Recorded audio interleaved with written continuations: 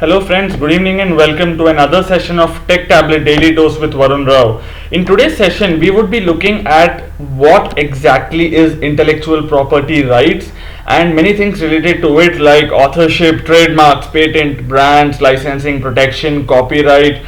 We have hell lot of things that are underway in intellectual property rights. So now let us see what this protection of intellectual property is all about. So when you talk about IPR, which is intellectual property rights, it basically refers to nothing but your creation. Now when we talk of your creation, then it could be anything, be it an invention or be it a book or be it a movie or any symbol of any company like names. You cannot have another Mercedes Benz car company. There's only one and that name is registered to that product, right? So all these are different sources of intellectual property rights, and they are divided into two broad categories, one being the industrial property and the other being geographical indications. And this is centrally covered or administered by WIPO, which is World Intellectual Property Organization, right? And this is the international governing body which takes care of any IPR, right? Now there are many varieties as we've already talked about in IPR. So the first is patent.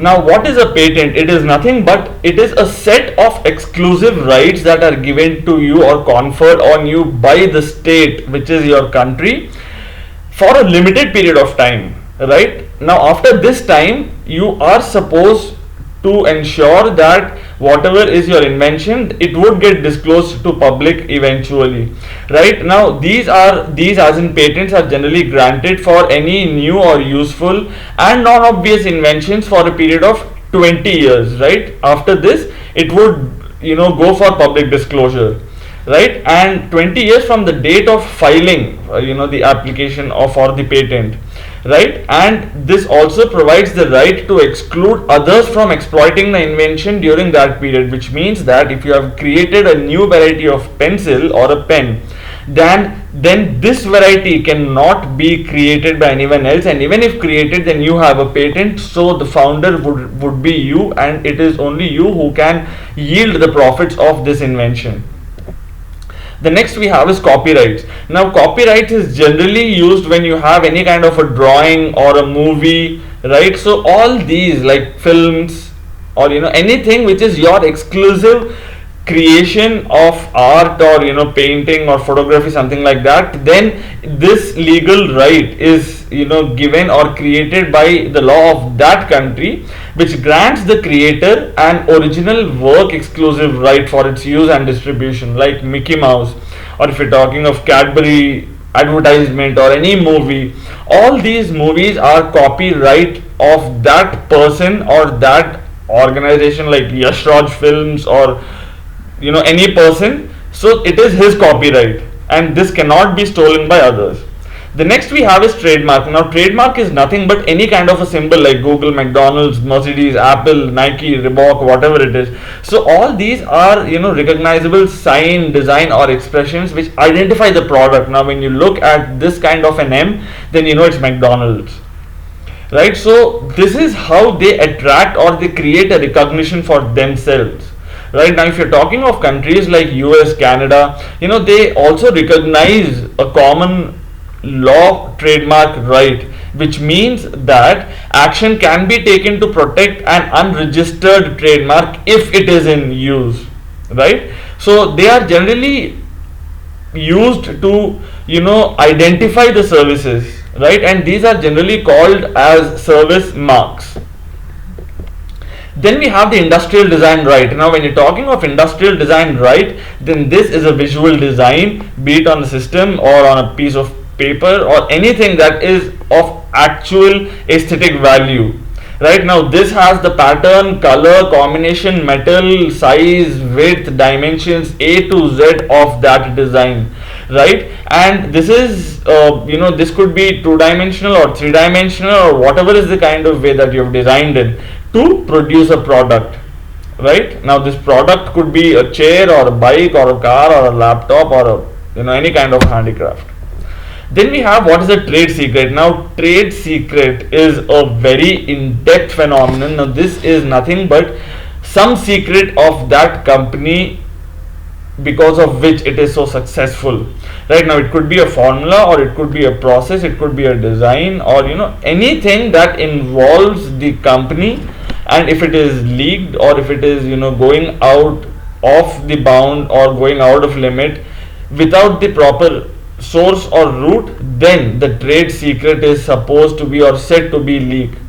Now, generally, what is a trade secret? It has a lot of value when it is even if taken in terms of commercial information, or it could also create a competitive advantage, and it is also subject to secrecy protections. So there are many things which involve in a trade secret, my dear friends, right?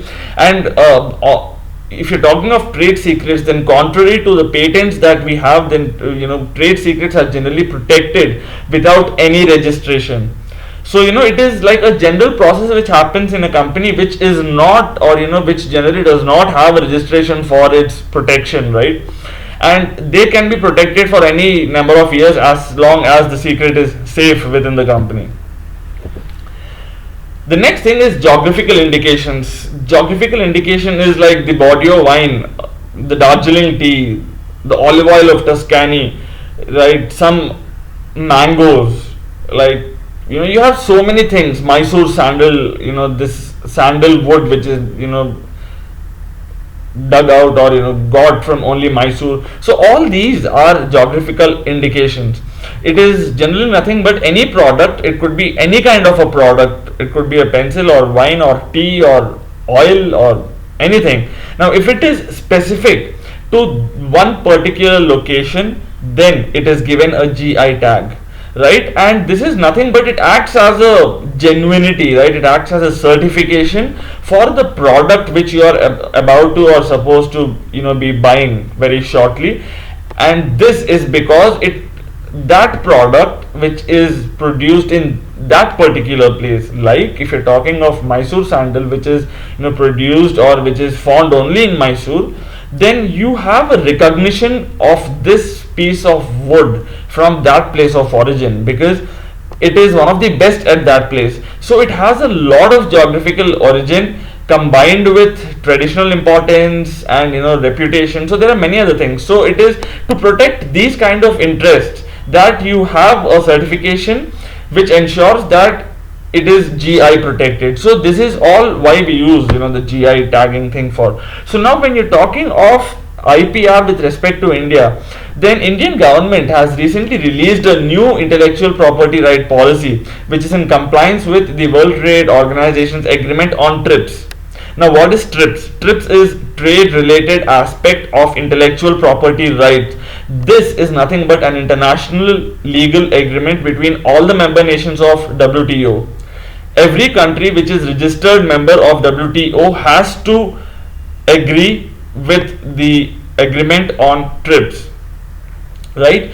And now let's again go back to what IPR is. This new IPR, it sets down some minimum standards for any form of intellectual property, like even if it is a copyright or even if it's a trademark, whatever it is, then it has some minimum standards for each of these which are applied to the nationals of the WTO members, right? And this was negotiated way back in the Uruguay round of the GATT, which is General Agreement on Tariff Trade, way back in 1994. So some things that you have to know about IPR is: number one, it is in compliance with WTO. Number two, this has TRIPS somewhere associated with it, and TRIPS is nothing but an international agreement, legal agreement, which is binding on all the members of WTO. And then the third is TRIPS, or the path for new IPR policy, was originated in the GATT conference, which is the General Agreement on Tariff Trade, in the at the end of Uruguay round way back in 1994, right? And this requires the WTO members to provide copyright rights covering content producers, including performers, like you have movies, new plant varieties, like we have new variety of rice, we have new variety of wheat, you have trademarks, you have trade dress. So everything which is supposed to be registered or copyright or trademark or patent, then TRIPS requires WTO members to provide the rights for these, Right now, if you're talking again coming back to the IPR policy, then the IPR policy basically aims to push the IPRs, as marketable financial assets, so that they have a good growth in the economy, and the interest of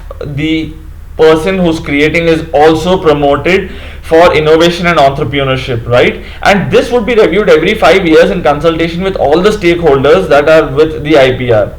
And in this you have films, music, drawings, everything would be covered as a part of copyright. And this is also critical, very critical, to strengthen the Make in India, Startup India and Digital India schemes, because we have a lot of innovations thanks to the new policies coming up. Right now, if you're talking of the major policies of IPR, now this is very important because this is very frequently asked in most of the examinations. So pay some attention to this.